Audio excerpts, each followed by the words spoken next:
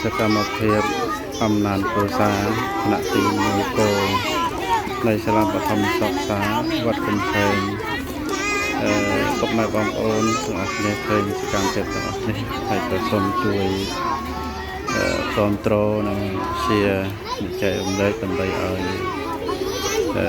ផ្ដល់កម្លាំងទឹកចិត្តដល់ក្មេងៗផងបងប្អូនណានេះគឺសកម្មភាពនៅក្នុងអំណានគ្រួសារឃើញថាមាន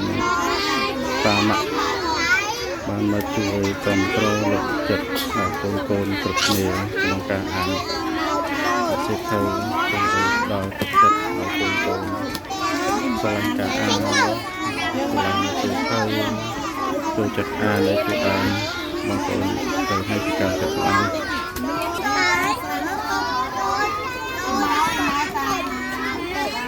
នេះថ្នាក់ទី1ខ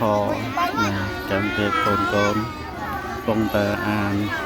មេរៀនអាននៅអំណានគ្រួសារកម្មវិធីនេះយើងធ្វើនៅក្រៅថ្នាក់បងប្អូនណាបាទជួបជុំអ្នកគ្រូជួបជុំកូននិងជាមួយពុកម្ដាយបានមកលើកទឹកចិត្តគ្រប់គ្រងកូនក្នុងកម្មវិធីនេះ